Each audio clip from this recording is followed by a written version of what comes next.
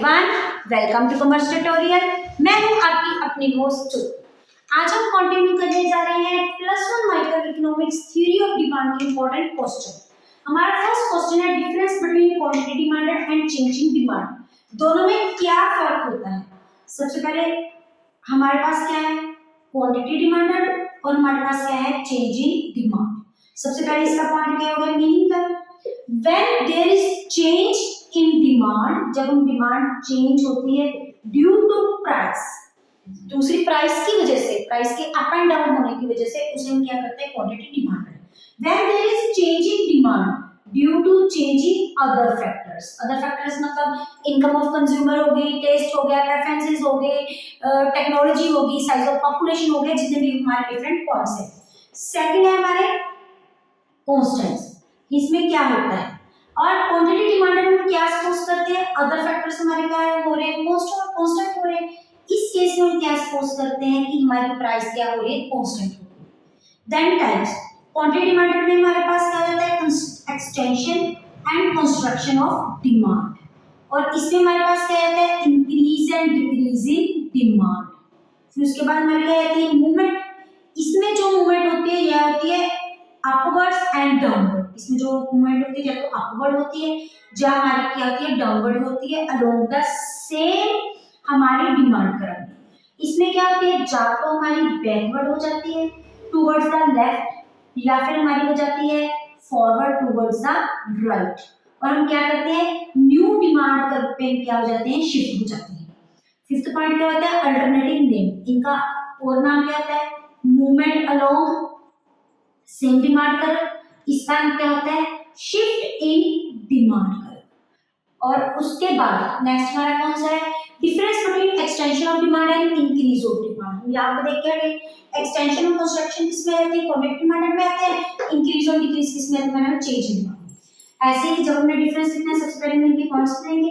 एक हमारे पास क्या है, एक्सटेंशन, एक हमारे पास क्या है, इंक्रीज। मीन सबसे पहले एक्सटेंशन का मतलब क्या होता है, increase. when there is increase in demand due to decrease in price, क्योंकि इन दोनों में कौन सा रिलेशनशिप है, इनवर्स रिलेशनशिप है। on the other hand, when there is increase in demand due to other factors, इस केस में हमारी प्राइस क्या रहती है, सेम रहती है। उसके बाद रहता है कांस्टेंट, इसमें हमारा क्या होता है, सेम ही से other factor remains the constant, इसमें हमारी प्राइस क्या रहती है, कांस्टेंट रहती है। एक हम इसमें मूवमेंट, इसमें जो हमारी मूवमेंट होती है, अब हम पहले हमारी डिमांड कर क्या थी, यही थी। अब हमारी डिमांड क्या हो रही है, इंक्रीज हो रही है, प्राइस फॉल हो रही है, हमारी डिमांड इंक्रीज हो रही है। मतलब कौन सी शिफ्ट होगी हमारी, एक तो हमारी होती है अपवर्ड, एक होती है बैकवर्ड। ये हमारी क्या है, बैकवर्ड शिफ्ट है इसमें। और इसमें क्या है, नेक्स्ट है एक्सटेंशन हो रही है, इंक्रीज हो रही है, दैट इज फॉरवर्ड शिफ्ट होती है टुवर्ड्स द राइट। और इसमें सेम डिमांड करना होती है, इसमें क्या होता है, न्यू डिमांड कर्व में क्या होते हैं, शिफ्ट हो जाते हैं। ये इसका पॉइंट बना सकते हैं डिमांड कर्व का। एक हमारा आता है डायग्रामेटिकल, जैसे हमने ऊपर बनाया, this is our demand curve downward sloping. पहले हमारी डिमांड ये रही, प्राइस ये रही, अब हमारी डिमांड इंक्रीज हो रही है due to decrease in price, तो ये हमारी शिफ्ट क्या हो जाती है, एक्सटेंशन ऑफ डिमांड। और इस केस में हमारी प्राइस क्या रहती है, सेम रहती है। ये हमारी पहले क्या होती है, पुरानी डिमांड कर्व, लेकिन अब डिमांड इंक्रीज हो रही है due to other factor changes, और जे हमारी कौन सी शिफ्ट होती है, फॉरवर्ड शिफ्ट। इसको हम क्या बोलते हैं, इंक्रीज इन डिमांड। ऐसे हमें किसी का भी डिफरेंस पूछ सकते हैं, construction of demand, decrease in demand का भी आ सकता है, extension of demand, construction of demand का भी आ सकता है। अगर आपका मीनिंग क्लियर है तो इन्हीं पॉइंट्स के साथ हम ये पॉइंट्स बना सकते हैं। अगर आप इनका स्क्रीनशॉट लेना चाहते हैं तो ले सकते हैं। नेक्स्ट हमारा क्वेश्चन है, are given goods are inferior goods. जितनी भी हमारी गिवन गुड्स होती हैं वो सारी इंफीरियर गुड्स होती हैं, but are inferior goods are not. लेकिन सारे इंफीरियर गुड्स गिवन गुड्स होती क्या है, नहीं होती। सबसे पहले इस क्वेश्चन को अंडरस्टैंड करने के लिए हमें ये पता होना चाहिए कि हमारी गिवन गुड्स और इंफीरियर गुड्स कौन सी होती हैं। इंफीरियर गुड्स हमने कल के सेशन में भी देखा था, इंफीरियर गुड्स कौन सी होती है, हमारी लो क्वालिटी ऑफ गुड्स होती है। लेकिन जो गिवन गुड्स होती है वो होती है हाईली इंफीरियर गुड्स, मतलब और भी बहुत ज्यादा लो क्वालिटी की गुड्स, जो कि इंफीरियर से भी घटिया क्वालिटी की होती है। इंफीरियर गुड्स कौन से होती है, जिनका हमारा इनकम इफेक्ट क्या होता है, नेगेटिव होता है, लेकिन इसका जो प्राइस इफेक्ट है, मींस जो हमारी डिमांड कर रहा है, वो हम बोल सकते हैं ड्यू टू डिक्रीज इन, हमारा जो प्राइस और डिमांड में हमारा पॉजिटिव रिलेशन भी हो सकता है और नेगेटिव रिलेशन भी हो सकता है और नहीं भी हो सकता है। ये कोई जरूरी नहीं है कि इन दोनों में हमारा पॉजिटिव रिलेशनशिप होगा ही होगा। इसमें मेनली क्या होता है, हमारा जो इनकम फैक्टर नेगेटिव होता है, और जो हमारी प्राइस के इंक्रीज होने के साथ हमारी डिमांड डिक्रीज हो भी सकती है और नहीं भी हो सकती है, मे और बी इज देयर।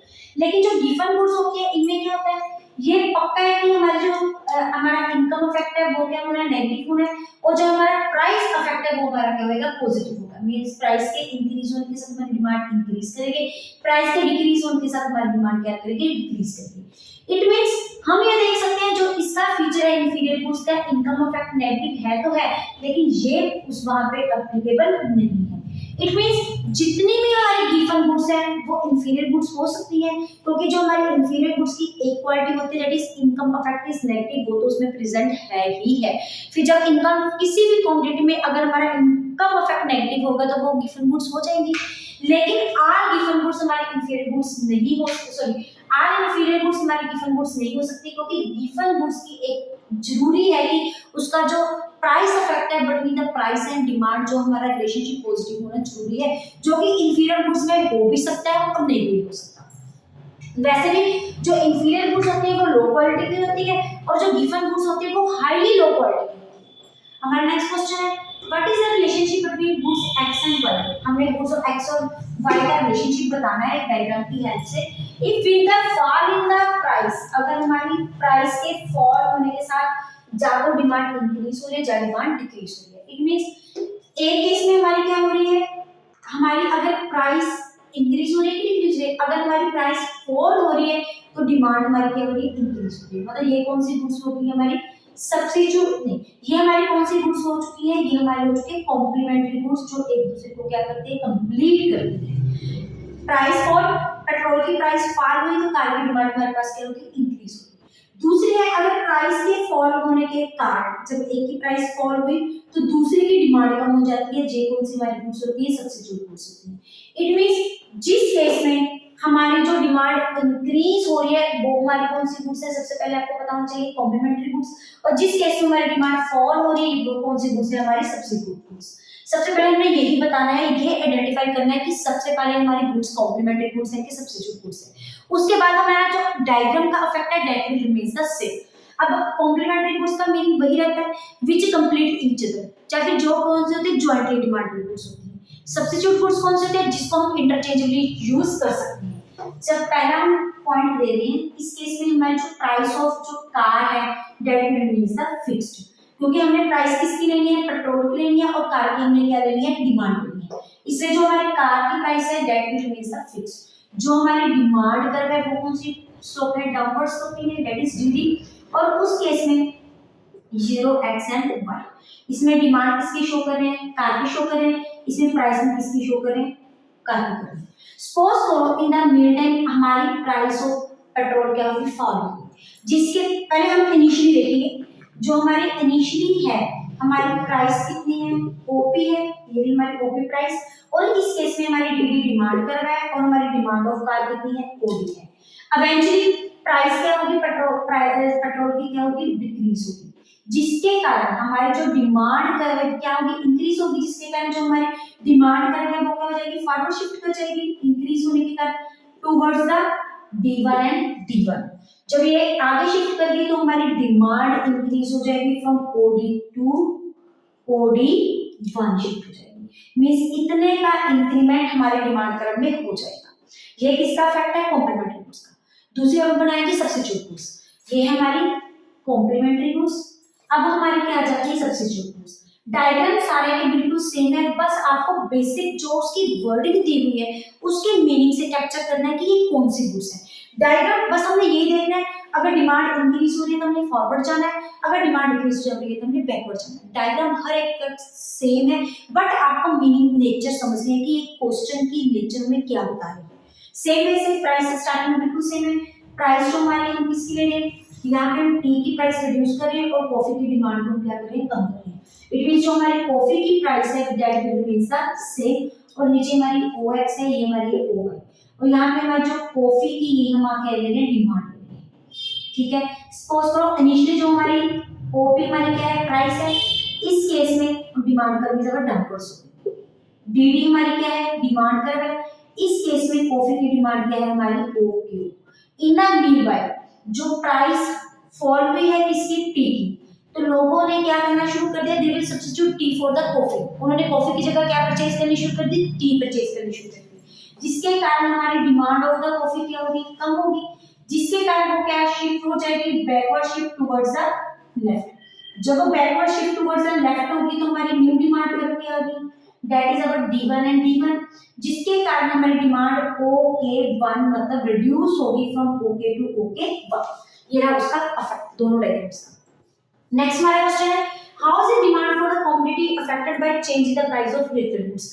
अगर रिलेटेड गुड्स की प्राइस इंक्रीज डिक्रीज हो रही है तो उसकी वजह से हमारे गुड्स में क्या इफेक्ट पड़ रहा है। सेम क्वेश्चन है, रिलेटेड गुड्स हमारी कौन सी टाइप्स की होती है, टू टाइप्स की, एक हो जाती है हमारी सब्स्टिट्यूट गुड्स, दूसरी हमारी क्या होती है, कॉम्प्लीमेंट्री गुड्स। सेम इसी वे से दो डायग्राम्स को लेके यहाँ पे हमने सिर्फ इसका केस लिया है, फॉल इन प्राइस का लिया है, उसमें हम इंक्रीज इन प्राइस का भी लेंगे क्योंकि हमारी प्राइस फॉल भी हो सकती है, हमारी प्राइस इंक्रीज भी हो सकती है। उनमें उनका इसमें प्राइस फॉल के केसेस आ गए, उनमें कौन से हो जाएंगे, ऑपोजिट केस आ जाएगा। नेक्स्ट हमारा क्वेश्चन है, explain with the help of diagram effect of demand of the commodity rising the income of buyer and falling the income of buyer. हमने इनकम के इफेक्ट में हमारी टू टाइप्स की goods आती थी, एक हमारी क्या आती थी, नॉर्मल गुड्स, एक हमारी क्या आ जाती, इंफीरियर गुड्स। मींस उन्होंने किस गुड्स का, उन्होंने सिंपल बोला है कि अगर इनकम राइज हो जाते तो कैसा इफेक्ट पड़ेगा, अगर इनकम फॉल हो जाती तो कैसा इफेक्ट पड़ेगा। इट मींस हमने दोनों केसेस में बताना है, नॉर्मल गुड्स में क्या इफेक्ट पड़ेगा, इनकम में भी, क्योंकि नॉर्मल गुड्स भी वो गुड्स होती है जिनका इनकम इफेक्ट क्या होता है, पॉजिटिव, इंफीरियर गुड्स वो होती है जिनका इनकम इफेक्ट क्या होता है, नेगेटिव होता है।